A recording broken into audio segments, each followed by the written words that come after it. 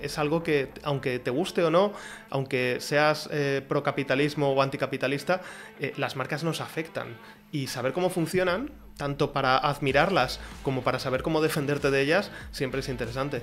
Tú te pones a ver un corte de publicidad y todas las marcas ya han resuelto el cambio climático. Y dices, entonces, ¿cómo estamos tan jodidos? Como, oye, a mí me estabas amenazando con meterme en la cárcel porque cuando fui adolescente me bajé una película y ahora esta empresa se ha bajado 2.000 millones de libros y no le vas a decir nada. Hombre, no me jodas. Entonces, muchas veces no tenemos que pensar las marcas desde lo que nos gusta a nosotros, sino desde lo que va a entender la gente cuando vea la marca. Y creo que eso es lo difícil. Y luego ya cuando fui mayor me empecé a fijar en todos los rótulos que ya no debían estar ahí. Que como estratega de marca es algo que te fastidia, de este rótulo ya no está vigente, esto ya no debía estar, pero como ciudadano me gusta porque habla de la historia, del branding, de nuestras ciudades, de lo que nos ha interesado. Hoy en Signolia nos acompaña Fernando de Córdoba, uno de los grandes referentes en estrategia de marca y storytelling en España.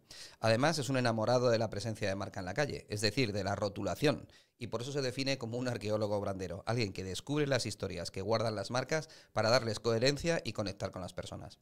Ha trabajado con compañías como Philips, Endesa, Coca-Cola o BBVA. Es autor del libro Los secretos de las marcas. Es colaborador en Radio Nacional de España y profesor en escuelas como Doméstica, la EOI o la Universidad de Alicante. Su visión es clara. Una marca no es solo un logo, sino un cajoncito mental lleno de significados y narrativas que establecen su personalidad y su crecimiento. Si te interesa entender cómo se construyen marcas auténticas y relevantes, este episodio te va a encantar.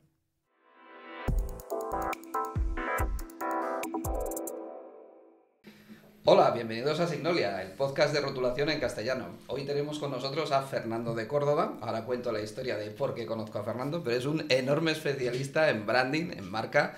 Y bueno, muchísimas gracias por estar en Signolia, muchísimas gracias por visitarnos en el estudio. Gracias por invitarme. Bueno, pues mira, yo voy a contar primero de qué te conozco. Pues mira, él no me conoce a mí, pero yo sí le conozco desde hace muchos años porque le sigo en Twitter con una marca, con una cuenta que se llama Arqueología Brandera, ¿no?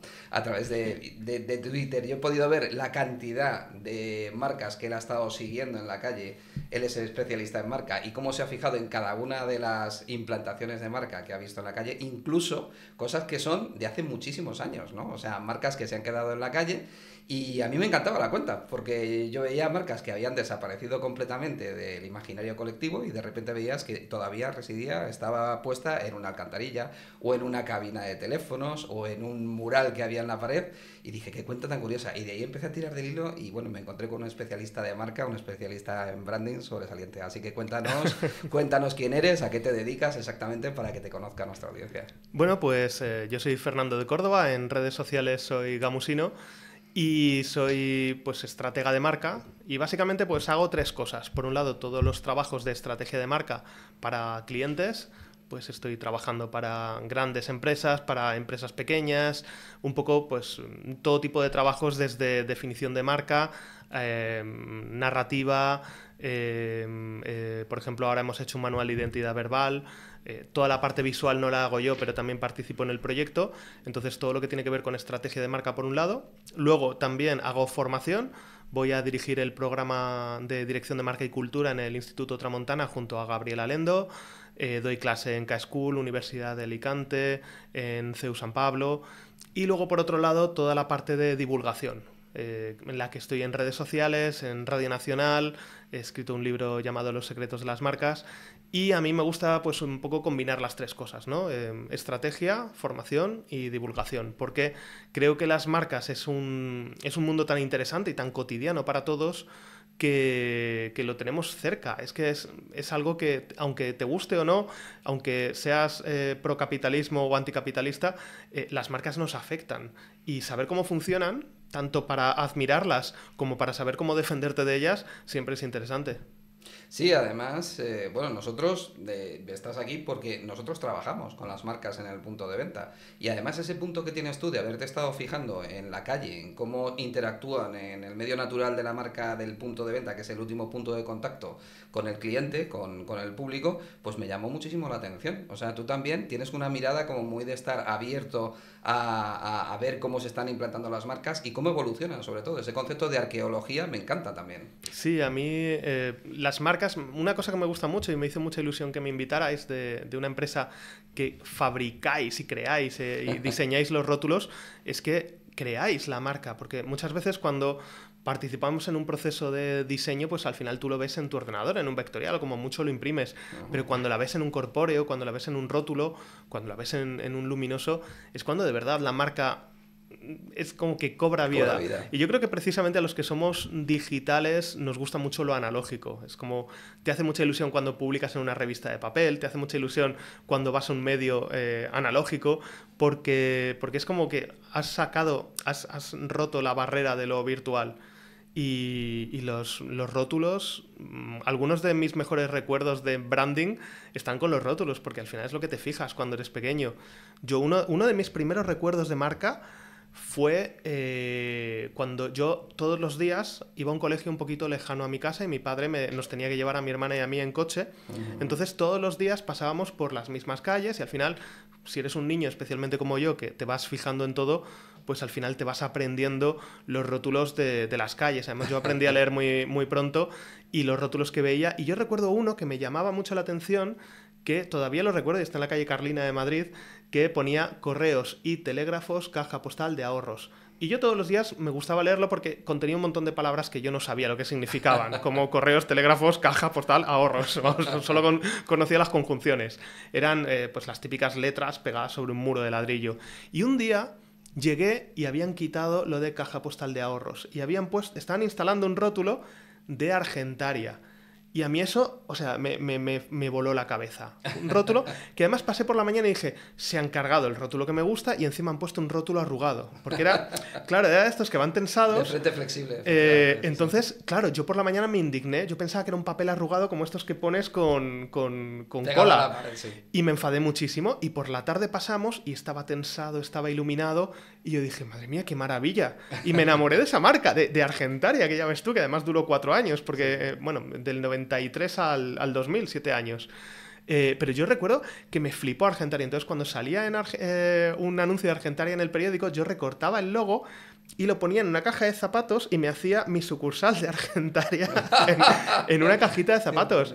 A mí me ha gustado mucho. Y luego ya cuando fui mayor me empecé a fijar en todos los rótulos que ya no debían estar ahí. Que como estratega de marca es algo que te fastidia, de este rótulo ya no está vigente, esto ya no debía estar, pero como ciudadano me gusta porque habla de la historia del branding, de nuestras ciudades, de lo que nos ha interesado. Cuando ves, pues yo qué sé, muchas pegatinas de Caja Madrid, pues claro, es que era una marca que era muy próxima, muy cercana, muy del territorio.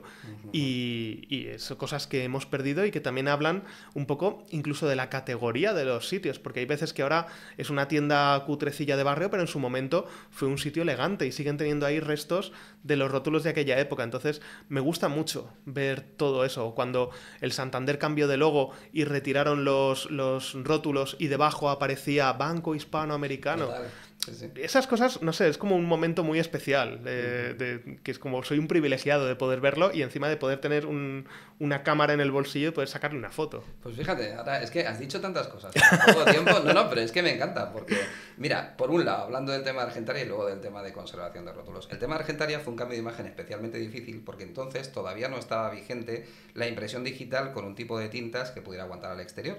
Entonces, no sé si recuerdas que Argentaria lleva como un degradado en los rótulos, ¿verdad?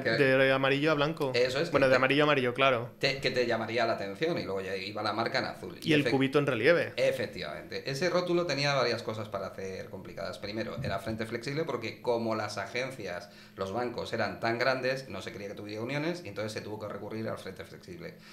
Como llevaba el tema del cubito por encima, detrás de ese frente flexible, una vez que lo tensabas, había que tener una estructura para que se pudiera fijar el frente flexible. Pero donde estaba el reto era en el tema del degradado. Y el degradado, el problema era que como no había nada que existiera, que funcionara al exterior haciéndolo con impresión digital, se tuvieron que encargar tiradas especiales a 3M al fabricante del vinilo, que era lo que se pegaba encima de la lona translúcida, y eran tiradas carísimas para poder tener un vinilo que tuviera ese degradado ya de fábrica, ¿sabes? Y entonces así aguantó. Es una pena, como dices tú, que luego fue una marca que fue absorbida y no estuvo mucho tiempo. Pero ves, cada cosa que me cuentas tiene una traslación en nuestro lado y me encanta, a mí me encanta reto, saberlo. Claro, de decir, oye, ¿esto cómo lo puedes hacer? ¿Qué es lo que te está pidiendo el cliente para que sea sostenible y dure en el tiempo, en el exterior y se pueda fabricar? Ojalá hubierais tenido podcast en el 93, porque yo me hubiera escuchado la historia de cómo se hizo Argentaria. De vez en cuando, hace poco me mandó un amigo que estaba de vacaciones en Canarias y había un Argentaria abandonado, el rótulo de fuera no, yo, vamos, me hubiera cogido un avión y hubiera ido, estaba la sala de cajeros automáticos, entonces había un cajero automático amarillo de Argentaria y yo decía, pero esto es una maravilla, esto hay que preservarlo, esto tiene que ir a un museo del branding. Pues sí, ahí es donde te iba a decir de otro tema que has tocado. Hay una red ibérica de patrimonio de conservación del patrimonio gráfico que la conocerás. Sí, les entrevistasteis, ¿no? Sí, efectivamente, y les entrevistamos y además yo no sabía hasta qué punto podía haber gente aficionada al diseño de ambiente, al diseño implantado en la calle, ¿no? Y había gente, se reunió gente de toda España en una exposición que hicieron en el Ayuntamiento de Madrid, en la sala que tienen en la parte de arriba, preciosa. Habían rescatado un montón de rótulos, los habían remozado y los habían instalado. Y se lucían los rótulos de Madrid que tú habías vivido de pequeño y decías, madre mía, si es que está tal y como yo lo recordaba, puesto en el sitio. En su momento lo rescataron cuando esa tienda dejó de ser lo que era, lo llevaron a un almacén, lo restauraron y estaba expuesto para que lo disfrutara la gente, ¿no? Estuve en esa exposición te encantaría, y me seguro, hizo ¿no? muchísima ilusión porque además fui con mi madre y me hizo mucha ilusión porque había un rótulo de un negocio de mi barrio que cuando cerró yo llamé a esta gente para que fueran a preservarlo. ¡Ay, sí! Porque era Merino, entonces claro que los conoces. la tienda de ultramarinos Merino de mi barrio, que era pues el sitio donde íbamos todos los domingos a comprar el pan y la leche concentrada. Madre mía, parezco un niño de la posguerra, pero yo me acuerdo que comprábamos leche Frixia, que era la leche concentrada, que luego la mezclabas con agua. Sí. Y mis domingos eran ir a Merino y luego ir a la tienda del señor Fernando a comprarme unas golosinas. Entonces, claro, yo cuando fui al Ayuntamiento de Madrid y vi ese rótulo que yo no sabía, yo les mandé un email, pero nunca supe si lo habían rescatado o no. No sé si a lo mejor fue por mi correo o fue por el de otra gente, pero me hizo muchísima ilusión y tengo fotos con ese Merino detrás. Que bueno, nosotros estamos desde Signolia intentando lanzar una mini iniciativa en redes sociales que se llama La Ciudad con Nombre. Y es un poco para decir a la gente que los rótulos también son la personalidad de la ciudad. Hemos hecho con inteligencia artificial, ya lo veréis el vídeo, ya lo verás y me darás tu opinión y tus sugerencias, porque está todavía en el horno, pero hemos hecho con inteligencia artificial el quitar todos los rótulos de calles emblemáticas, como por ejemplo la Gran Vía, como calles de fuera de España también, que tienen la personalidad con los rótulos, sobre todo cuando es por la noche y son luminosas. Y no te imaginas lo que cambia la Puerta del Sol sin los rótulos, lo que cambia la Gran Vía sin los rótulos, y entonces la ciudad pierde personalidad, es casi como si se quedara sin nombre. Por eso a la iniciativa le hemos puesto La Ciudad con Nombre, ¿no? Y ves, pues este tipo de cosas, de que alguien que sabe tanto de marca como tú, que ahora nos meteremos con ello, estés tan identificado con el mundo de la marca en el punto de venta en la calle, pues me encanta. Bueno, y es que es parte de nuestro patrimonio cultural. O sea, podemos discutir, oye, pues hay rótulos que hay que medirles que no deslumbren, ¿no? Pues a mí cuando paso por estas cortinas LED, que a veces dices, por Dios, esto va a generar accidentes. Pero sí que es verdad, y me estaba acordando ahora que lo decías, que es La Ciudad con Nombre, y también el aspecto tipográfico. Cuando la tipografía Gotham, que se hizo tan famosa por Obama, es una tipografía basada en las tipografías que se utilizaban en la publicidad y en los rótulos de la ciudad de Nueva York.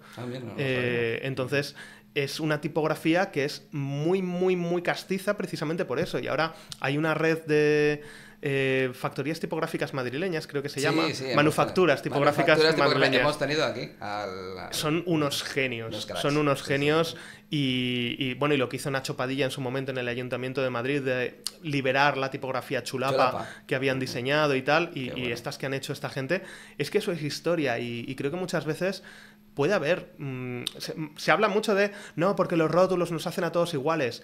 Bueno, pues depende también cómo se utilicen. Y yo creo que las marcas más inteligentes son las que saben aplicar su marca respetando el entorno. Total. Que no llegas y... Por ejemplo, antes hablábamos del caso de Apple, de la Puerta del Sol. Apple es una multinacional, por supuesto, sistema capitalista. Pero las tiendas Apple respetan cuidadosamente todo el Totalmente. entorno. Y tú vas, las tiendas Apple tienen un elemento muy icónico, que son las escaleras de cristal, y sin embargo en la tienda Apple de la Puerta del Sol no hay escalera de cristal, hay una escalera de madera con forja de hierro, porque eran las tradicionales de esa zona y están todavía las columnas originales. Entonces yo creo que también muchas veces las marcas en pos de la unificación se empeñan en hacerlo todo igual. Y muchas veces tiene sentido, no tiene sentido que tenga 20 versiones de mi marca, pero muchas veces también tienes que decir, vale, ¿hasta qué punto me voy a ganar más amigos respetando lo que hay e integrándome de una manera muy inteligente como ha hecho Apple? Tú ves la Apple Store de Madrid y es totalmente Apple, no está disfrazado de nada, pero ha sabido respetar el ambiente. Y incluso tienes que tener en cuenta que a veces te puedes encontrar con ordenanzas de publicidad exterior que están dentro de un casco, a lo mejor están protegiendo un casco histórico de una ciudad, por ejemplo Alcalá de Henares lo tiene, la ordenanza de publicidad exterior de Madrid también te establece una serie de limitaciones y a lo mejor tienes que tener unas variantes de tu marca para implantar en el punto La de venta zona histórica. en esas zonas históricas. Y eso me encanta. Y hay veces que saco fotos de... Ay, nunca había visto un Movistar de zona histórica. Es como, claro, se te hace raro. Un Orange. Me acuerdo una vez que vi una tienda Orange en zona histórica y claro, la tapa, el logo de Orange estaba en latón o no sé cómo será el material, latón, pero me hizo mucha gracia porque era como casi inadvertidamente corporativo, porque era casi naranja. Pues chico, me encanta que estés con los ojos tan abiertos porque es que hay poca gente de verdad que le conceda la importancia que tiene a la imagen de marca en el punto de venta. Bueno, y lo que me gustaría que me dijeras es cómo nació tu proyecto, o sea, ya hablando un poco de ti, de cómo has llegado a ser un referente en el mundo de la implantación de marca. Bueno, lo de referente no estoy yo tan seguro, pero es verdad que me ha gustado desde siempre. Yo iba para periodista, yo tenía clarísimo, desde que tenía 5 o 6 años, te diría, y no exagero, que hacíamos revistas en mi colegio y yo iba a ser periodista del País. Además, lo tenía clarísimo, el País. Yo iba a estudiar periodismo y luego el máster del País. Pero a medida que me iba acercando a la universidad, es que hay más cosas que me gustan. Entonces, en vez de periodismo ya caí en comunicación audiovisual. Y ahí empecé a leer muchísimo de branding. Recuerdo que el primer libro de branding que leí fue ¿Qué es el branding?, de Matthew Haley, que tiene un buen título para empezar. Y luego pues empecé a leer a Wally Ollins, Alberto Corazón, y ya me enamoré de la gestión de marca. Entonces, ya las prácticas las hice en una operadora de telefonía móvil, que yo empecé en el mercado laboral en 2007, 2008, y poco a poco ya me fui metiendo más en estrategia de marca y en estrategia de contenidos, que es un tema que me apasiona también, y en estrategia de marca. Eres muy activo en redes sociales. ¿Qué perfiles tienes ahora mismo? Pues ahora lo que más estoy es en tema de divulgación. Es en LinkedIn y en Instagram, pero también estoy en Blue Sky y hasta hace poco he estado en Twitter también. De Twitter te has pasado a Blue Sky, como mucha gente. Sí, de Twitter me he pasado a Blue Sky porque, bueno, pues al final creo que el cambio de Twitter a X lo ha resumido todo. Y yo en el principio no me gustaba ese cambio, me parecía que era cargarse una marca histórica, una marca... Y no me parece exagerar decir que es histórica porque Twitter ha cambiado el mundo, para bien y para mal. Pero ahora estoy contento de que lo hayan cambiado a X porque esto ya no es el Twitter que yo conocí. Es verdad que la gente tampoco somos, y no le quiero echar toda la culpa a Elon Musk, que es pues quizás una de las personas más tontas del planeta, pero creo que también no somos los mismos. Yo entré en Twitter en 2007 y todavía lo tengo, o sea que ya van a hacer casi 20 años.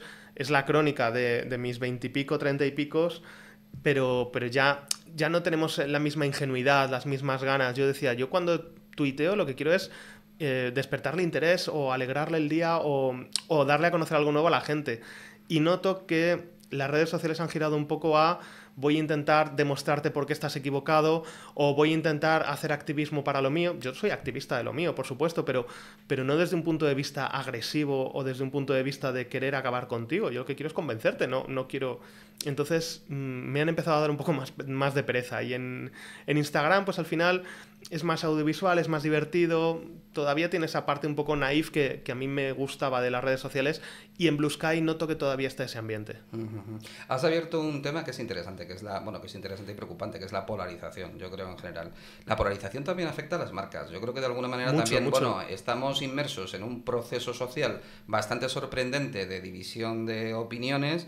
Y claro, la marca tiene que vender a todo el mundo. Entiendo que la marca tiene que regirse por una serie de principios O no, no lo sé, o a lo mejor lo que tiene que hacer es posicionarse, no sé, ¿cómo lo ves tú desde tu punto de vista como profesional? Eso es un gran depende. O sea, sí, yo creo que una marca es una filosofía y no tanto una filosofía necesariamente política. Lo que pasa es que también estamos en un mundo en el que todo se ha polarizado tanto que antiguamente había cosas en las que estábamos de acuerdo y no eran objeto de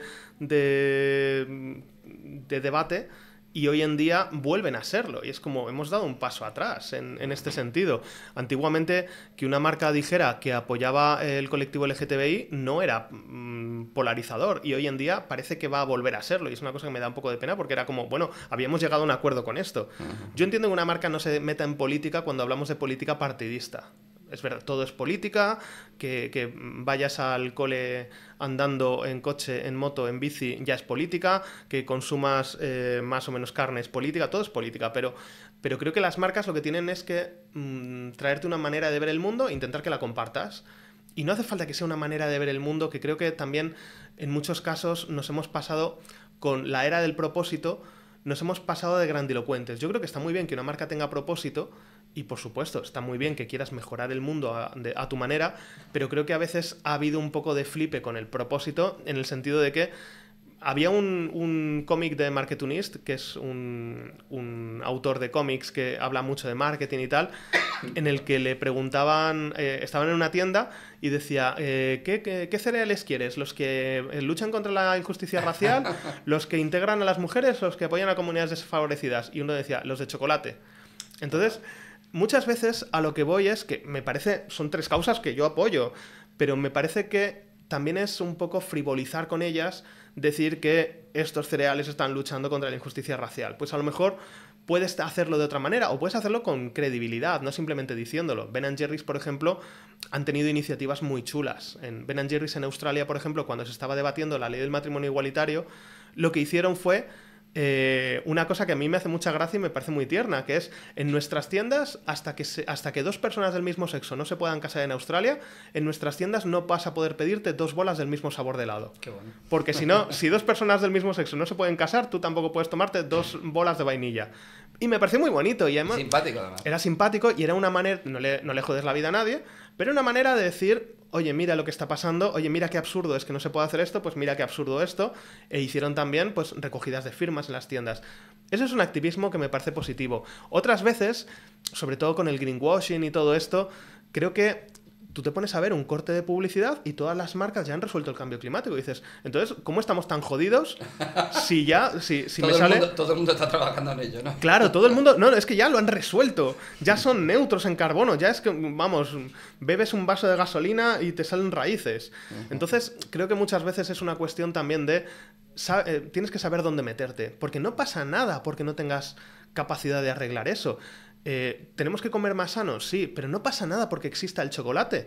Pues a lo mejor lo que no tienes que intentar es convencerme de que comer chocolate a diario es bueno, pero dime, oye, este es un momento especial. La vida tampoco puede ser solo brócoli. Entonces, que haya marcas de chocolate y que no tengan como misión hacer más sana a la gente, pues, oye, mira, esto es chocolate. Cómetelo los domingos, cómetelo en un día especial, cómetelo... Y no te sientas culpable. Claro, y no te sientas culpable porque también es una cuestión de cuándo hacerlo. El problema es cuando tú quieres hacerlo todo, entonces se te van a ver las costuras. Y una marca, es lo que digo siempre, es básicamente consistencia y coherencia. Fíjate, me encanta todo lo que estás hablando, pero nosotros hablamos desde, claro, nosotros como fabricantes y gráficos, lo que hablamos es desde la morfología, pero en realidad tú lo que estás diciendo es todo lo que engloba una marca. O sea, que nosotros tampoco somos conscientes de que cuando estás implantando una marca en un sitio, esa marca te está transmitiendo una serie de cosas, una serie de valores. Y también es cierto que tal y como se está configurando la sociedad, yo creo que lo que tú hablabas era que efectivamente se habían llegado a una serie de consensos, ¿vale? Y de repente la gente se encuentra con el pie cambiado, las marcas se encuentran con el pie cambiado de decir, es que esto que es lo que éramos, resulta que ahora nos están queriendo poner a un lado o a otro de una línea, con lo cual tampoco... Es como si todo el mundo se tuviera que significar y tomar partido por algo. Y en realidad eso que llegue a las marcas es un problema. Porque si llega a las marcas, evidentemente estás dejando fuera una parte de tu público objetivo, entre comillas. Entonces, Lo que creo es que las marcas están en este momento, no sé si será verdad, pero en un momento muy delicado, ¿no? Porque quizá, y lo hablábamos antes también en la conversación, encima a todo esto se une la inmediatez. O sea, que es que una crisis de marca la podías gestionar a más tiempo o con más comodidad, cuando no ocurría todo tan deprisa, ¿no? Porque de repente un paso en falso, posiblemente en 2 días ya te has Y cargado creo que la ahí imagen también marca. tenemos que ser más comprensivos. No es lo mismo que estés esclavizando niños para hacer tu producto a que no te hayas explicado bien en una rueda de prensa. Totalmente. ¿Y las dos cosas son crisis de marca? Pues no. A veces son crisis merecidas. Oiga, usted es un cabrón que está haciendo este proceso y está jodiendo el planeta para hacerlo, o está discriminando a personas para hacerlo, y otras veces es que no se ha pronunciado. Mira, tío, es que no tengo por qué. Soy una empresa que emplea a 15.000 personas y no podemos pedir que todo el mundo sea modelo de virtudes. Entonces, creo que nos tenemos que bajar un poco las revoluciones y decir, ser un poco, yo lo llamo presunción de bondad, y pensar que la gente no es mala de por sí. Qué bonito. Que a veces nos dejamos llevar un poco por esto y todos nos ponemos nerviosos y todos tenemos este momento, pues cuando a mí me pasa a veces conduciendo que me hacen una pirula y yo, si en ese momento cae un meteorito y mata ese coche, pues me parecería estupendo, pero claro, 30 segundos después dices qué barbaridad. Pues a lo mejor me ha hecho una pirula sin querer, o a lo mejor es una persona que no sabe conducir, o a lo mejor es idiota, pero vamos a dejar vivir a los idiotas. Entonces, vamos a intentar calmarnos un poco, lo cual no quiere decir que me parezca bien que se justifiquen cosas horrorosas o que se discrimine gente, ni muchísimo menos. Pero sí que no vayamos con la guardia alta, porque tampoco puedes vivir así. Yo creo que este momento nos está estresando muchísimo a todos. Sí, mira, yo es que además pienso un poco lo mismo que tú. Yo creo que muchas cosas se pueden resumir en malas interpretaciones y sobre reacciones a esas malas interpretaciones, ¿sabes? Pero yo creo que un gerente de marca, un responsable de branding en este momento debe de estar al borde del infarto cada vez que, cada vez que hay un evento, ocurre algo que tenga relación con la marca y de repente, por ejemplo, hablábamos antes de este evento de Ibai de la semana pasada, que ha traído un montón de influencers. Cada influencer era un poco de su padre y de su madre, ¿no? Y hay unas marcas que quieren llegar al público joven, tienen que estar de acuerdo o pueden estar perjudicadas por alguna opinión que vierta alguno de esos influencers. Es que o... las personas, es un peligro, ¿eh? Las personas son muy complicadas y ahí no lo veo tan pegado a lo que estábamos hablando de la tensión. Creo que toda la vida has tenido un gran riesgo poniéndote usando portavoces. Yo me acuerdo cuando Dani Mateo se hizo una operación de vista en una clínica y luego hizo un sketch y a la clínica no le gustó y le retiró el patrocinio. Dices, bueno, pues esto también es cosa tuya, que no sabías a quién estabas contratando, porque si tú ves el programa en el que trabaja Dani Mateo, la línea editorial, las opiniones de Dani Mateo, sus monólogos, es que solo te has acercado a él porque tenía muchos seguidores. No tiene ningún sentido. Tú también tienes que saber a quién vas. Y si vas a alguien y acabas siendo racista, pues hombre, no es lo mismo que tú ya lo supieras y como tiene muchos seguidores te da igual, a que te pille por sorpresa. Pero en un caso, Dani Mateo no era racista, era otra cosa totalmente distinta. Dani Mateo a mí me parece una persona súper divertida, o sea que no es el caso, pero a veces ha pasado. Sí, me no, estoy es un acordando ejemplo. a Roseanne Barr en Estados Unidos, que le cancelaron la serie cuando empezó a llamar chimpancé a una persona, un cargo del gobierno de Obama, una mujer negra. Pues en ese caso, yo creo que ahí entiendo que si te beneficia para bien, también te perjudica para mal. Es decir, si yo elijo que tú seas el portavoz de mi marca, todo lo que hagas, si tú ganas premios de motociclismo, por el efecto halo, la gente lo va a relacionar con mi marca. Y eso me parece bien. Pero si tú mañana descubrimos que estás matando perros por la calle con un cuchillo, eso también me va a perjudicar. No vale decir, no, yo de ti solo me interesan los aspectos buenos. Entonces creo que también tienes que asumir que cuando eliges a alguien como representante, te representa para todo. Y si no estás seguro, no elijas solo por las métricas, porque esto lo estamos viendo mucho, ¿no? Hace unos años, una marca de galletas quiso hacer una colaboración con una cuenta de Twitter que se dedica a robar contenido y que se llamaba Cabronazi. Claro, entonces salía la mascota de estas galletas con el uniforme nazi, pero de color rosa. Y la gente le dijo, es que no lo habéis pensado bien. No solo porque es una cuenta que todas las personas que creamos contenido en redes les odiamos y que les ha dado completamente igual porque tenían un número de seguidores muy grande, sino porque además, tío, es que mira lo que has hecho. Tuvieron que pedir disculpas, lo retiraron y tal, pero no me creo que en todo este proceso no haya pasado por nadie que lo haya visto. ¿Esto qué es? Pero... La situación, desde luego, te iba a decir quizá peculiar en un momento de la historia, pero sí que es verdad que en la conversación que hemos tenido antes, y me gusta mucho tu sentido común y tu conocimiento de la historia, ¿sabes?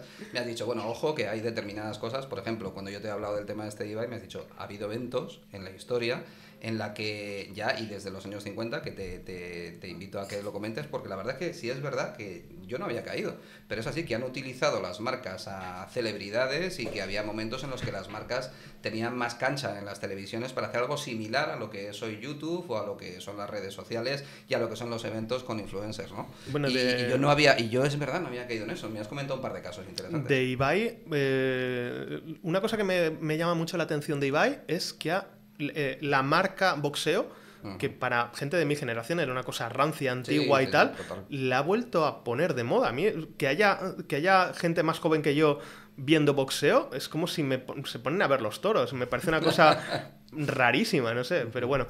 Y sí, lo que te decía, toda la vida ha habido branded content y lo de Ibai es básicamente branded content. No sé si la línea entre patrocinio y branded content, se supone que patrocinio es cuando la marca que lo paga no se mete en el contenido, y branded content es cuando sí se mete en el contenido. Pero claro, ¿hasta dónde se mete? Porque también hay juegos creados o dinámicas creadas por las marcas, entonces ya es contenido. Yo diría que es branded content, y esto ha pasado toda la vida.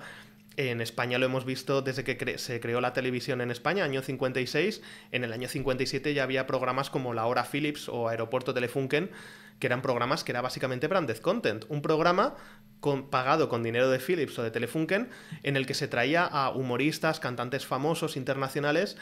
¿Por qué? Porque hacer un programa de calidad hacía que la gente quisiera tener televisión. Y si se iban a comprar una tele, ¿cuál iba a ser? Pues o Philips o Telefunken, porque tampoco había muchas más marcas. Pero incluso antes, el consultorio de Elena Francis era branded content del Instituto de Belleza Francis. Y había preguntas un poco más sentimentales y había preguntas más orientadas a la belleza y al cuidado de la piel y del cabello y tal. Y le recomendaba los productos Francis. De hecho, las radios no producían el consultorio de Elena Francis. Elena Francis, Elena no existía esta mujer.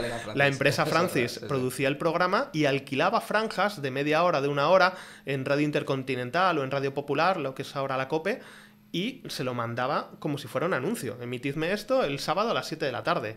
Entonces, eso es branded content y ha existido toda la vida. Lo que pasa es que hoy en día, a medida que la publicidad de interrupción se va agotando, porque, claro, es una situación muy injusta. Tú estás viendo Antena 3, tu serie favorita, tu película favorita, cortan y dices 7 minutos y volvemos. Y tú en ese momento odias Antena 3.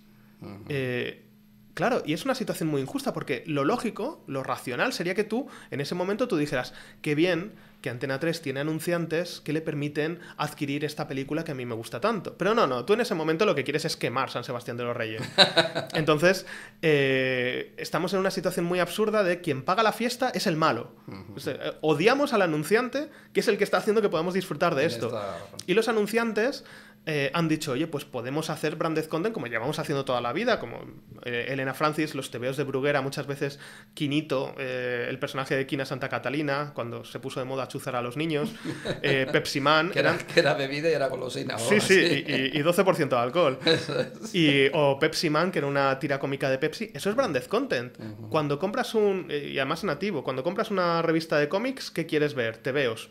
Pues eso era un tebeo, pues solo que te contaba la historia de la marca. Pues entonces se han puesto de moda recurrir a todo eso. Y este podcast es branded content. Es un podcast en el que vosotros mejoráis vuestra imagen ofreciéndole a la gente contenido interesante. Con lo cual, ¿este podcast es un anuncio de una hora de vuestra empresa? Sí, pero es un anuncio que me quiero ver.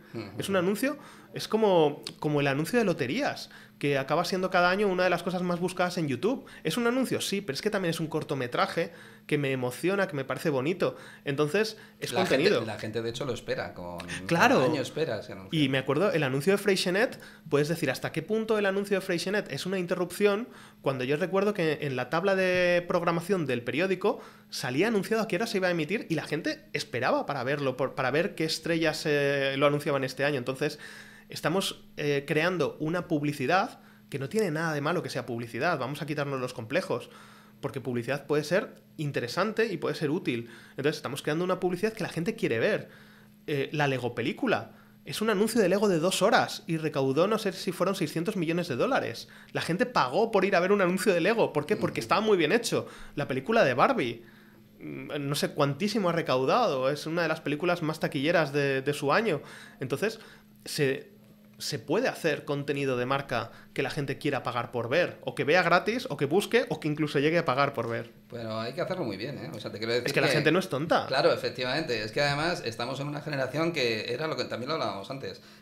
Cada cosa que se ve en un anuncio, o sea, en una red social de contenido breve, si está sobreproducida ahora, da la sensación de que van a querer vender algo. Y la generación que está ahora utilizando más las redes sociales lo pasa enseguida. Ya lo que se buscan son contenidos como muy frescos, como muy hechos de cualquier manera y ya está.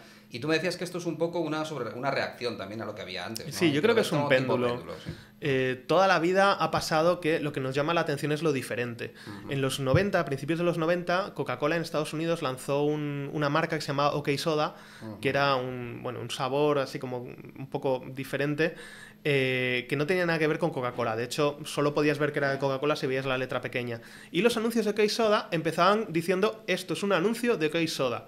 ¿Por qué? Porque se dirigían a una generación X que, a diferencia de sus padres, ya se había criado viendo la publicidad, sabiendo que los anuncios no eran información. Todos tenemos esta imagen de la abuela del pueblo que no, pero es que esto lo han dicho en la tele, así que es verdad. Sí, ya no éramos tan ingenuos. Claro, esta generación ya no era tan ingenua y ya pues estaba de vuelta de todo, y estaba claro que cuando me anuncias algo en televisión es porque quieres que me gaste dinero en comprarlo. Y ellos jugaron a ser así de transparentes. Esto es un anuncio para que compres OK Soda. Es una marca que no terminó de funcionar, pues nunca sabremos, porque en estas cosas nunca sabes si es por distribución, es porque no gustaba el logo, es por el sabor, es por los anuncios, pero a mí me parece que se adelantó a su tiempo y que es algo que funcionó mucho.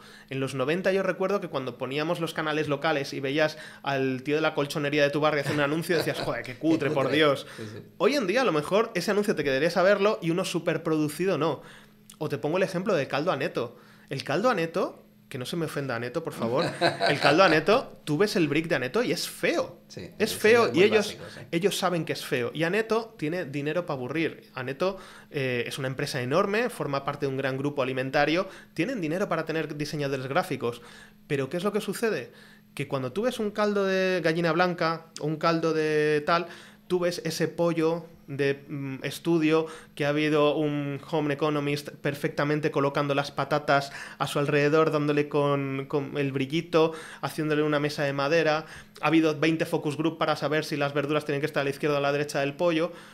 Y a los que ya sabemos que todo esto es, no te voy a decir mentira, pero que todo esto es posado, que no es una señora en su casa que haya hecho una foto al pollo, ya nos despierta una sensación más artificial que el caldo Aneto, que tiene una Comic Sans deformada, una especie de pollo que parece que te has bajado un banco de imágenes gratuito. Pero yo me pongo a pensar, si mi madre se pone a hacer caldo en casa y hace muchísimo caldo y lo mete en botes y dice: ay, pues voy a hacer una etiqueta. Mi madre se metería en el ordenador, abriría PowerPoint, cogería un fondo de mantelitos porque es casero, cogería la Comic Sans porque le parecería muy mona y buscaría el clip art del pollo. Entonces, para mí eso me transmite, si es tan feo, es porque están muy seguros de su producto y es porque es casero. Total. Es un poco como en Los Simpsons, ¿no? Lionel Hutz, la inmobiliaria Pescado Apestoso, decía: con un nombre tan malo tenemos que ser buenos. Pues un poco así también, ¿no? También, eso es en lo subliminal, pero en lo visual también, incluso yo creo que destacan el lineal sobre el resto de productos, es que además. La clave es ser diferente. Ahí siempre hay un equilibrio, porque tienes que ser diferente, pero no tan diferente. Aneto se lo puede permitir porque es líder. Pero hay muchas veces que hay normas de categoría. Entonces, si tú me haces un rótulo para un bar que no parece un bar, claro, puede ser muy original, pero es que a lo mejor no entra nadie. Hace poco me mandó un amigo desde Sevilla, ¿ves? Es que yo estoy obsesionado con los rótulos. Una peluquería de Sevilla. Eres mi cliente. Ojalá, yo arrasaba, me compraba rótulos para tener en casa. Una peluquería de Sevilla me mandó, y la peluquería muy chula, la fachada negra, el rótulo dorado, los códigos visuales del lujo. Quizás un poco estereotipado, pero bueno, podemos decir que el código visual del lujo. Pues tuvieron que poner un cartel en la puerta que ponía: seguimos siendo la peluquería low cost. Porque claro, se habían ido a un código visual que no les construía nada. Y miré en Google Maps, que puedes ver cómo era la calle hace unos años, y antes era verde y rosa. Claro. Que dices, pues a lo mejor no es tan bonito, pero transmite mucho mejor que ahí me voy a cortar el pelo de manera barata. Ahora me da la sensación de que yo no era bienvenido ahí. Entonces, muchas veces no tenemos que pensar las marcas desde lo que nos gusta a nosotros, sino desde lo que va a entender la gente cuando vea la marca. Y creo que eso es lo difícil. Me parece... Claro, lo que pasa es que no todo el mundo puede tener a alguien pensando para estas cosas. Entonces, a lo mejor resulta que el rotulista también podría haber guiado un poco. Que Claro. nosotros también hacemos un poco de consultores. O sea, te quiero decir, hombre, pues a lo mejor esto no es lo que estás buscando. O es que quieres cambiar el público objetivo al que quieres Justo. llegar, ¿vale? Pues entonces nos hacemos otro tipo. Porque hay veces que... Depende, si trabajas para empresas grandes, ejecutas lo que te pide la marca y normalmente tu papel ahí es técnico. Es más de decir cómo lo puedo solventar yo para lo que me están pidiendo, ponerlo a esta altura, en este tamaño, hacerlo en tanto tiempo, en tantas ubicaciones y tal. Pero hay veces que el cliente te viene con una necesidad que va más allá, de decir, oye, mira, quiero esto, resulta que mi problema es que no se me ve, resulta que mi problema es que me entra el público que no quiero. Bueno, pues venga, vamos a estudiar visualmente cómo funciona tu comercio. Y si le tenemos que dar un cambio, se lo damos. Y si el cambio te va a perjudicar, mejor Claro. vamos a poner otros códigos de color o vamos a rediseñar el logo para que comunique otra cosa. Mira, no me quería, porque es que has dicho tantas cosas tan interesantes que me gustaría... Cuando hablabas también del tema de la publicidad que paga la fiesta, que es verdad que es así, también yo leía un estudio hace como 2 o 3 años, o más, me parece, que era cuando estaba empezando el streaming a pegar fuerte con respecto a las cadenas tradicionales, ¿no? Y se pasa todo el mundo a Amazon, Netflix, etcétera. De alguna manera, los contenidos que se publicaban, los que se emitían en cuanto a series y ese tipo de cosas que se producían para televisión generalista, estaban un poco condicionados a... Ojo a ver qué marcas van a atreverse a parar y mostrar su publicidad en esto, porque lo que estoy mostrando en esta serie es muy fuerte, a lo mejor, y resulta que no va a ir con determinadas filosofías. O sea, las marcas decían, vamos a contratar publicidad en este programa, en este espacio, en esta película, a ver qué dicen, ¿no? Porque a lo mejor eso me perjudica. Y resulta que ahora con el streaming, como no hay publicidad entre comillas, pues eso ha liberado entre comillas un poco y ya vamos un poco más a lo salvaje, ¿no? Decir, bueno, pues no pasa nada. Si esto no me lo va a pagar, me lo produce Claro. la cadena, y aquí ya puedo ser libre y no tengo ningún tipo de restricción porque no va a haber nadie que no me pague para posicionarse aquí y entonces no va a poder Y es ser como que rentable, lo pagamos en crowdfunding. Sí, Es decir, efectivamente. oye, Al final todos pagamos una suscripción y dices, bueno, como esto ya está pagado, pues ahora yo puedo hacer lo que quiera y puedo ser más transgresor. Entonces, fíjate, o sea, yo te lo digo un poco esto porque me lo ha llevado a pensar toda tu reflexión que decías de la publicidad paga la fiesta, y efectivamente paga la fiesta, y también de alguna manera el que haya o no publicidad y el que pague esos contenidos, el que los financie, al final va a condicionar el discurso, ¿no? Y que se pueden hacer unas cosas u otras. Uf, es que ahí entras en un tema que me encanta y que ya va de ética profesional, de libertades civiles. Yo, por ejemplo, hace unos años, no sé si os acordáis que en La Noria, el programa este de Telecinco... Al final cancelaron un montón de anunciantes. Claro, iban a entrevistar a la madre de un asesino. Y hubo este debate de si era ético o no. A mí me parece que no es ético pagarle. Pero todo se llevó a... Vamos a hacer que los anunciantes dejen el programa. Y yo ahí estoy dividido y te confieso que no tengo una opinión. Porque por una parte entiendo que yo como anunciante no me quiero ver anunciado en las pausas de publicidad de un programa que está haciendo algo tan deplorable como darle dinero a la madre de un asesino. Pero por otro lado, tampoco me gusta que las marcas sean las que condicionen lo que se puede y lo que no se puede decir en televisión. Porque hoy es una cosa en la que estamos todos de acuerdo, pero al final los recortes a las libertades siempre vienen con cosas en las que todos estamos de acuerdo, pero acaban sirviendo para otras cosas. Qué bueno. Y si el día de mañana hay una serie con una pareja gay y una organización súper conservadora empieza a llamar al boicot, como de hecho ha sucedido muchas veces, que no nos... Aquí parece que siempre... No, ha pasado. Tío Willy, año 98, en Televisión Española. Este era... Y se hizo... Andrés Pajares, ¿puede ser? Andrés Pajares. Que fue pionera. Fue una serie pionera. No fue la serie más avanzada de la historia, pero coño, han pasado 35 años. Vamos a valorarle. Se llamó al boicot y se llamó a que se quitara esa serie. Entonces... No lo recordaba, fíjate. sí, Pues sí. no hace tantos años. No, pero... Entonces, yo no estoy muy seguro de que tengan que ser los anunciantes los que defiendan, los que tengan que apoyar o no los contenidos. Creo que tiene que ser la audiencia y tiene que ser la propia ética de las cadenas. Que también es otra manera de censura, sí, pero al menos me parece menos pegada a intereses comerciales. había una cosa que me gustó mucho cuando se hundió Bankia, creo que fue, sí, cuando salió el juicio contra Bankia, en la cadena SER, en el Hoy por Hoy, había una sección que patrocinaba Bankia que era la noticia del día. Bankia patrocina la noticia del día. La noticia del día es que un jurado ha declarado a Rodrigo Rato culpable de no sé qué por el caso Bankia. Y ahí yo sonreí, yo estaba duchándome y yo sonreí porque dije, esto es lo bueno de que las marcas no puedan decidir sobre el contenido. Porque yo no quiero un mundo en el que lo que yo vea lo decidan directivos de cadenas, pero me parece un mundo un poco menos malo que el mundo en el que lo decían los anunciantes. O sea, contaban, en Aquí no hay quien viva, los directores contaban que hacían ellos, claro, tantísima audiencia que tenían, hacían muchas telepromociones, momentos internos de la serie o product placement.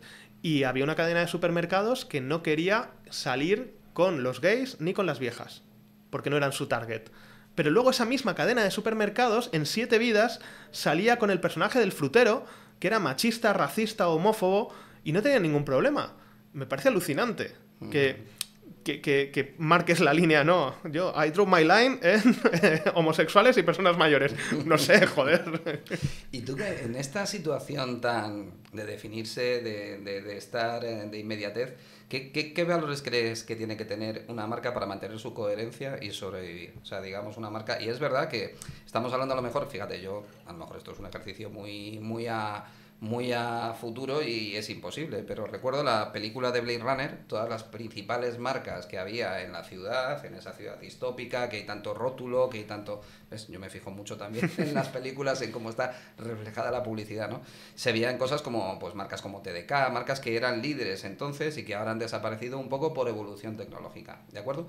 Yo creo que ahora, aparte de la evolución tecnológica, yo creo que pueden desaparecer por evolución cultural, o sea, y no tanto porque el producto deje de ser demandado, sino porque la audiencia les dé la espalda, o sea, directamente por alguna crisis reputacional o por lo que sea. ¿Tú qué valores o qué cosas crees que tiene que tener una marca en este momento para decir, voy a ser mínimamente superviviente dentro de unos años, ¿no? Pues... Yo te diría, y no es una manera de escapar de la pregunta, pero te diría que no es tanto qué valores, sino cómo defenderlos. Es decir, si bueno, tú... eso está muy bien. Sí, o sea, no es tanto qué valores, porque yo creo que puede haber marcas con todo tipo de valores, incluso valores que yo no comparto, pero que para ellas sean importantes.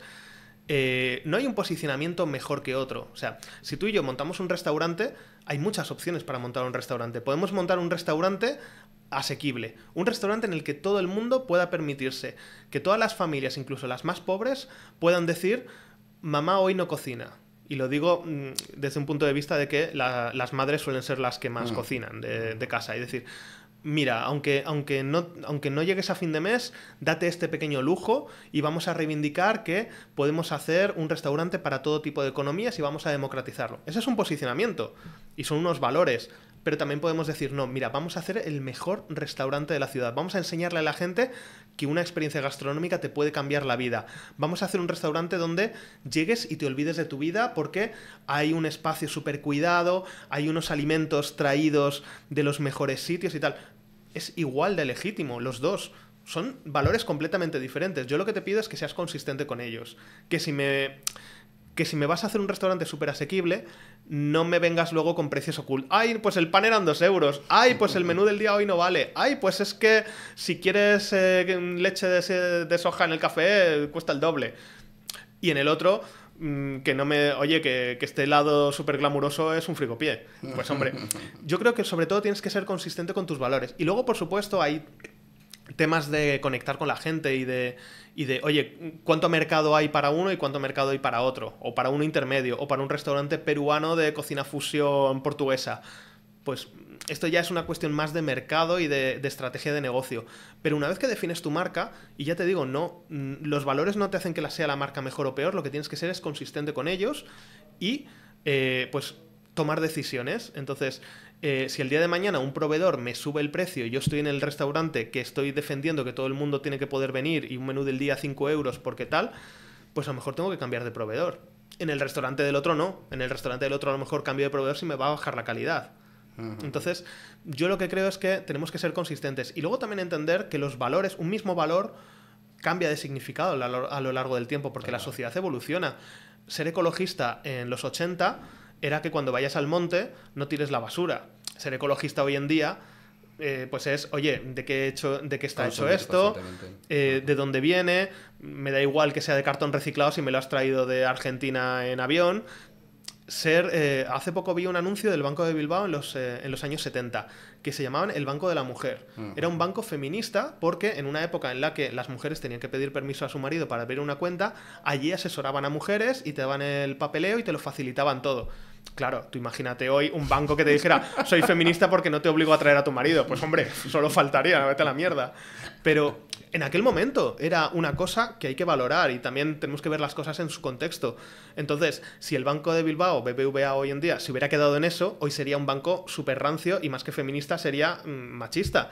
Pero si han ido evolucionando y hoy en día, ¿qué le pedimos a un banco para que diga que es feminista? Pues, oye, ¿cuántos proyectos de mujeres has apoyado? ¿Cuántas mujeres hay en tu cúpula directiva? ¿Cuál es la brecha salarial entre hombres y mujeres en tu empresa? Son cosas que en los años 70 ni se planteaban. A lo mejor que hubiera una mujer en una oficina ya te parecía súper progre. Pues yo creo que es un poco eso. Es sé fiel a lo que crees y sé fiel a lo que significa en cada momento. ¿Qué es ser sostenible? ¿Qué es ser tecnológico? ¿Qué es ser de calidad hoy, mañana y dentro de 5 años? Mira, tienes la capacidad de ser muy ameno y de comunicar muy bien. Entonces... Y de soltar unas chapas. No, que va, al contrario, porque me está encantando. Entonces, yo lo que iba a recomendar es que la gente supiera que tienes un libro. Un libro buenísimo, sí, sí. Efectivamente, Los secretos de las marcas, que tiene muy buenas críticas en Amazon, por cierto, muchas y muy buenas. No creo que sean todos amigos tuyos, es muy difícil. No las he leído porque entré al principio y entré un día que había 3 críticas. El día que se lanzó, bueno, poco después.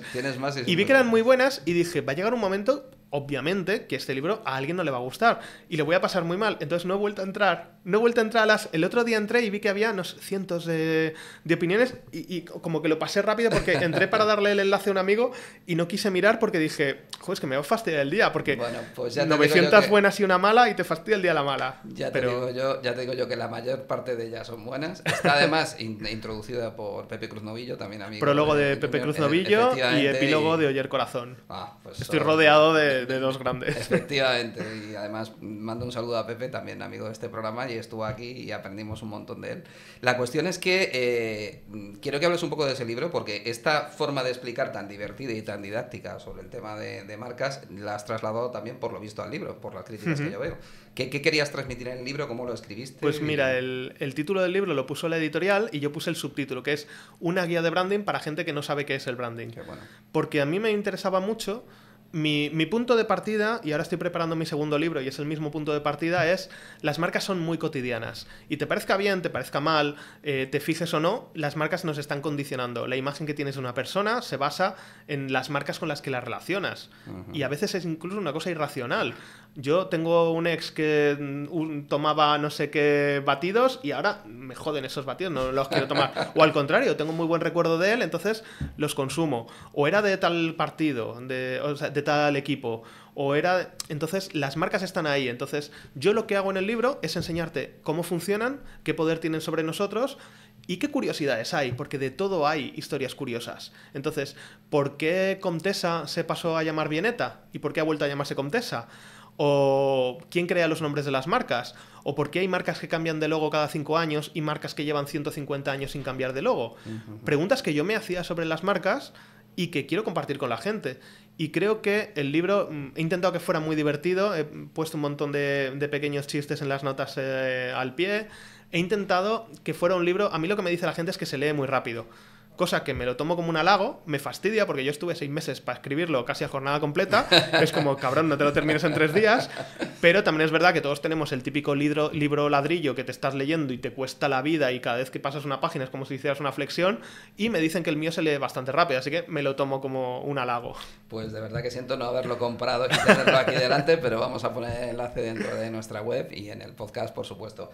Mira, antes de terminar, hay un elefante, entre comillas, en la habitación, que es la inteligencia artificial, que prácticamente está afectando a todo lo que tenga que ver con actividad económica, social, y también está afectando, me figura, a las marcas y a la publicidad, ¿no? ¿Cómo lo estás viviendo esta implementación y además tan rápidamente como está sucediendo? Que pasa igual que todo en este momento, que todo es súper rápido. Yo me siento un poco tibio en esto, porque ni soy de los criptobros súper optimistas de la inteligencia artificial lo va a ser todo. ni tampoco estoy con la gente de, no, yo eso ni con un palo. Creo que tiene cosas que no me gustan, como por ejemplo, pues la facilidad que hay para saltarte la propiedad intelectual de mucha gente. Total. Hay muchas que se han entrenado con cosas que es como, oye, a mí me estabas amenazando con meterme en la cárcel porque cuando fui adolescente me bajé una película y ahora esta empresa se ha bajado 2.000 millones de libros y no le vas a decir nada. Hombre, no me jodas. O, por ejemplo, también da un poco de miedo todo lo de los deepfakes o un locutor que conozco que le clonaron la voz. Eso es la parte que menos me gusta. Pero creo que es una herramienta que puede ser muy interesante y que nos puede ayudar en muchas cosas. Yo utilizo inteligencia artificial, pero me he marcado una línea roja. Y es que la utilizo para mis procesos internos. Pero no entrego nunca nada hecho con inteligencia artificial. Es decir, a mí me sirve... Pues una cosa que yo tengo, y creo que se me nota al responder, yo tengo 1.000.000 de voces en la cabeza sacándome temas. Entonces, yo a veces abro ChatGPT y le cuento todo, desordenado. Y le digo, ordéname todo. Ordénamelo por ideas, házmelo que fluya. O, por ejemplo, a veces lo uso como revisor. Oye, mira, he escrito este manifiesto de marca que tenía que tener estos 5 valores, dime si se ven. Es decir, para mí la inteligencia artificial es una manera de evitar puntos ciegos. Todos tenemos puntos ciegos, cosas de las que no sabes. El peor punto ciego es el que no sabes que tienes. Entonces, a través de la inteligencia artificial, intento que me corrija, intento que me aporte esta parte que yo a lo mejor no estoy viendo. Y, pues, a ver, oye, estructúrame esta información que te paso en bruto, estos 20 artículos que he escrito sobre no sé qué, o esta base de datos que te he pasado, y sácame esto. Y a partir de ahí ya escribo yo mi guión para la radio, o escribo mi libro, o escribo tal. Es decir, para mí es un ayudante. Es que justamente yo a veces hablo con las personas y les digo, tienes que empezar a pensar en la inteligencia artificial que no es un en lugar de ti, es Claro. un al lado tuyo. O sea, y ahí es cuando le vas a empezar a sacar partido, porque además cuando tú lo estás utilizando al lado tuyo, me has puesto muy buen ejemplo con el tema de estructurar tus ideas y del punto ciego, efectivamente potencia tú lo que estás haciendo. Sin embargo, si lo utilizas en lugar de ti, el resultado que se suele sacar suele ser mediocre y lugares comunes todavía, pero es que esto no está funcionando. O sea, tal y como se está implementando la inteligencia artificial en este momento, a ver, es que no sé si...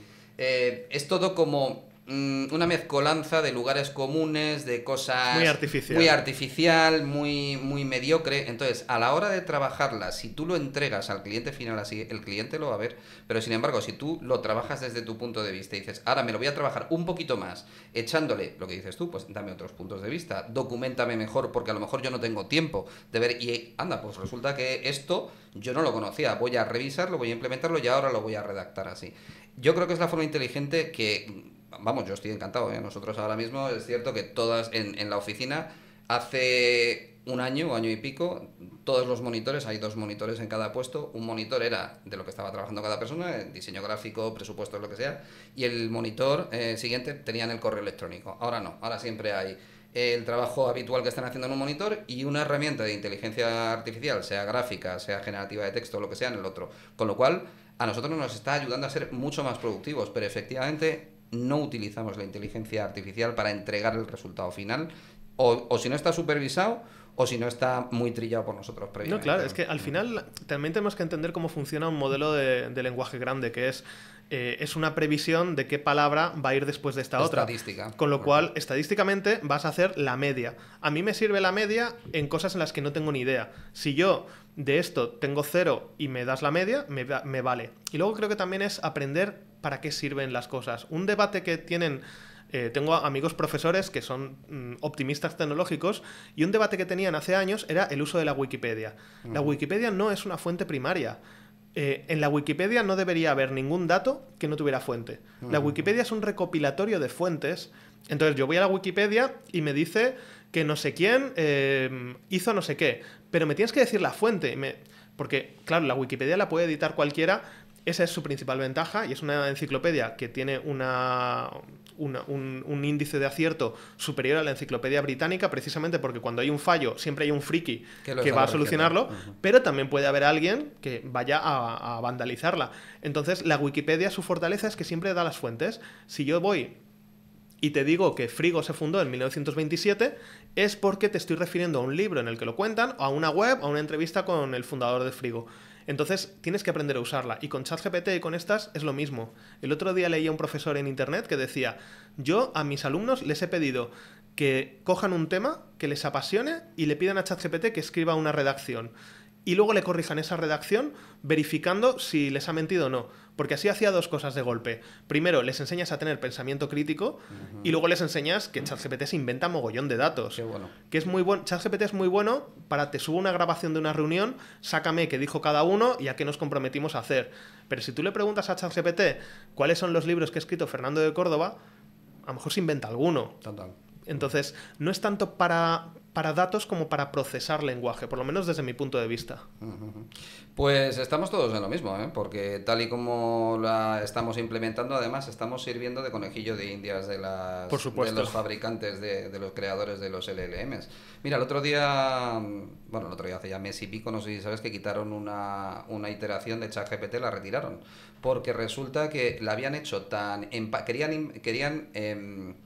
Querían hacer hincapié y que el modelo, en este caso, la versión que se estaba instalando, tuviera una parte de empatía hacia el usuario que lo hiciera como más social, ¿vale?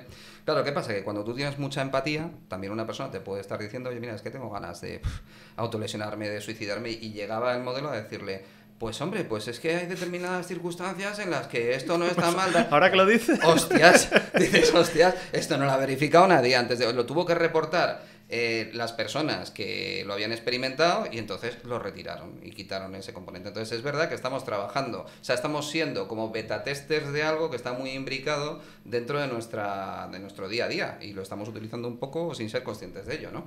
Y bueno, y da un poco de miedo porque también fíjate que lo hemos dado por hecho, pero podía haber 1000 maneras de interactuar y hemos elegido un chat, que es algo con lo que normalmente interactuamos con otras personas. Sí, entonces, lo sustituye. Incluso cuando la voz es muy humana y las voces de ChatGPT que ahora te meten inflexiones, pausitas, duditas, es muy humano y eso es hoy en 2025. Yo me acuerdo en 2021 las fotos eran horrorosas y hoy en día son bastante realistas. Antes tenían 7 dedos, ahora lo han arreglado. Entonces tenemos que prepararnos mucho para no olvidar que son máquinas. No quiere decir que seas borde, a mí no me sale ser borde con ChatGPT. A veces sí que le digo, tío, esto no me lo has dicho bien. Pero no se nos puede olvidar que son máquinas y no te digo que que seas un tirano, pero que tampoco nos pensemos que hay una persona al otro lado porque... Es fácil caer en la trampa de la empatía, porque además, efectivamente, mira, hubo una inteligencia artificial porque cuando noté que íbamos a caer en pensar que eran personas lo que había detrás del dispositivo, fue cuando vi una inteligencia artificial que había implementado respiración. O sea, hacía pausas y notabas que respiraba, ¿sabes? Y resulta que de alguna manera tu cerebro, cuando estás hablando con una voz artificial, identifica eso subliminalmente y dices, bueno, esto es artificial. Pero cuando le implementan eso, pausas, respiración sobre todo, dices, ostras, a ver si es que tu cerebro es un poco creepy, efectivamente. Y dije, pues esto va a llevar a que mucha gente que se sienta sola, por ejemplo, lo utilice también para el plano personal, ¿no? Es que todos los humanos somos máquinas de crear conexiones, salvo que seas un psicópata. Yo recuerdo cuando me leí Patria de Aramburu, estuve jodido, no por terminármela, sino por cerrar el libro y que más me lo leí en un fin de semana porque me enganchó. Brutal. Y decir, es que no voy a volver a saber de esta gente. Y decir, es que esta gente no existe. Esta gente son procesos del cerebro de Fernando Aramburu, que es un tío que ni me conoce de nada y sin embargo me ha hecho sentir cosas que yo no había sentido. Y bueno, pues si nos ha pasado eso con un libro, como no nos va a pasar con un peluche, con una inteligencia artificial, con lo que sea.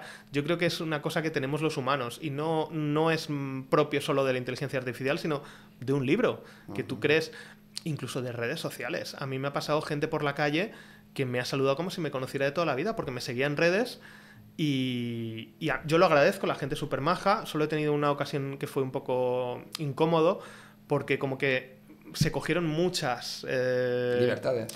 Muchas confianzas porque yo también, como a veces contaba cosas de mi vida y tal, llegó a ser un poco... A mí me encanta que se me acerque, no es que yo sea famoso, vamos, que a lo mejor me pasa una vez al año, pero que se me acerca, hostia, yo te sigo en redes, no sé qué, me gusta mucho lo que pones, me encantan tus gatos, no sé qué, vale, guay.